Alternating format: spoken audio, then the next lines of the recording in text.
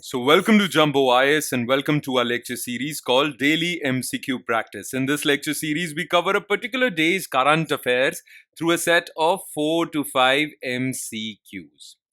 Now, this lecture series has twofold purpose. Okay, purpose number one is that we want you to revise your current affairs because current affairs form a very important portion of your prelims examination. Around 40 to 50% of the questions are directly or indirectly related to current affairs. Therefore, you cannot choose to ignore current affairs at all. And what better way to prepare or revise for current affairs than by getting the much needed MCQ practice? Okay, so through this lecture series, you will be practicing 4 to 5 MCQs on a daily basis. And these 4 to 5 MCQs covered on a daily basis would add up to more than 1200 MCQs. Now, 1200 MCQs from the topic of current affairs alone than sufficient. You wouldn't have to worry about your current affairs portion while appearing for your prelims examination. So make this lecture series a part of your daily routine. Alright, enough of the introduction. Let's straight away jump into the lecture, starting with question number 1. Consider the following statements regarding Pradhan Mantri Mudra Yojana. It is a scheme launched in 2015 to provide small collateral-free loans to non-corporate, non-farm, micro and small enterprises. Only public sector banks and cooperative banks are registered lenders under this scheme. From among the total loans disbursed so far, Tarun category loans have the highest share. Okay.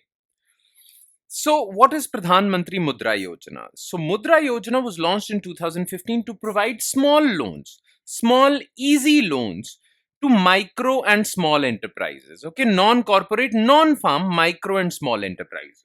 Okay, so very small street hawkers, very small shops.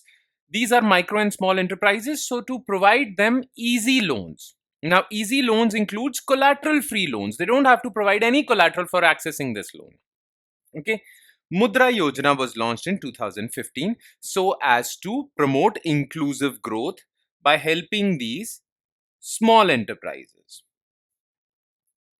Okay, now the loans disbursed under this Pradhan Mantri Mudra Yojana are divided into three categories basically: Shishu, Kishore, and Tarun. Shishu loans are less than 50,000. Okay, Kishore loans are from 50 to 5 lakhs and Tarun loans are from 5 lakhs to 10 lakhs. Okay, recently another category was added called Tarun Plus, which were loans between 10 lakhs to 20 lakhs. Okay, these are the four categories of loans disbursed under this scheme. Clear? So, statement 1 is correct. Now, the thing is that among the loans disbursed so far, Tarun category has the lowest share. Okay, so from among the total loans disbursed so far, Tarun category loans have the highest share, no the lowest. Most of the loans disbursed so far are Shishu and Kishore category. So this is false. Now, who will provide these loans? Okay, all scheduled commercial banks, whether they are public sector banks or private banks, they will provide. Cooperative banks, small finance banks, regional rural banks are part of scheduled commercial banks, microfinance institutions, non-banking finance companies, they are all registered under Pradhan Mantri Mudra Yojana. So it's not just PSBs and cooperative banks. So this statement is also false. Only one statement is correct. The answer is A. Question number 2.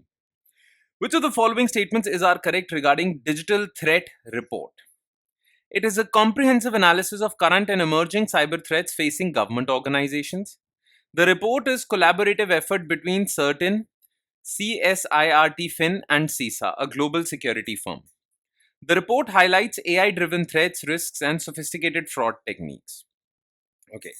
So look, digital threat report is basically a report with respect to or giving a comprehensive analysis of cybersecurity threats facing banking, financial services,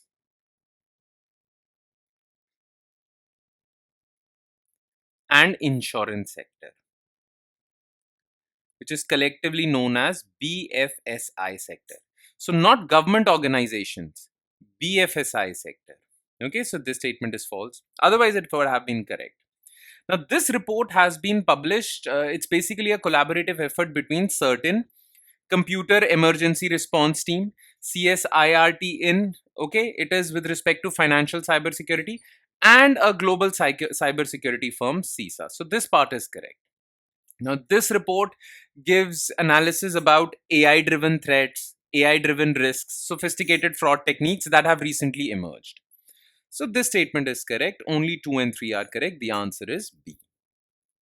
Question number 3. Consider the following statements regarding ZooWin platform. It is a digital platform to track and manage the real-time availability of anti-rabies vaccines and anti-snake venom across the country. It was developed by National Center for Disease Control with technical support from UNDP. Okay. All of you must have remembered or must remember, I mean, you should know about this. You guys remember about CoWIN platform. Remember CoWIN app.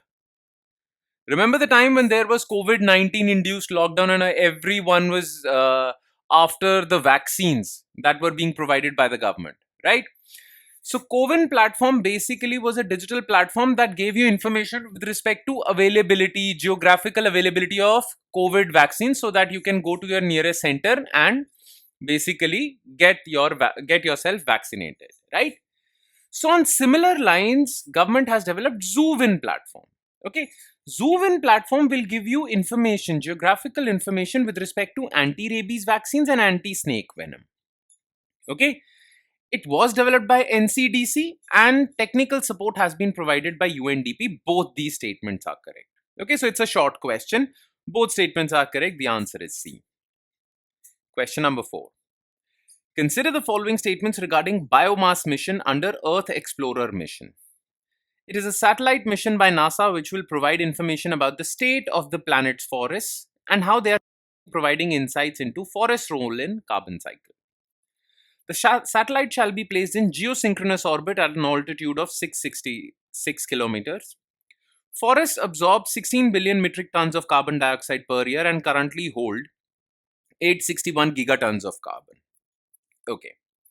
So the thing is that biomass mission is a satellite mission. Okay. So a satellite will be launched. That satellite would comprehensively study the state of forest on the entire planet. The reason for studying forest is that forest absorbs 16 billion metric tons of carbon dioxide from the atmosphere and they hold carbon within themselves. How do forests hold carbon or absorb carbon dioxide? Well, plants perform photosynthesis, right?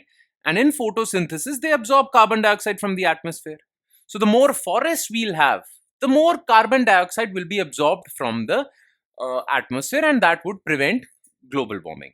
But the more forests we cut, well, that will release more carbon into the atmosphere, accelerating global warming. That's why we need to study the state of forest so that we get an idea about global warming. All right.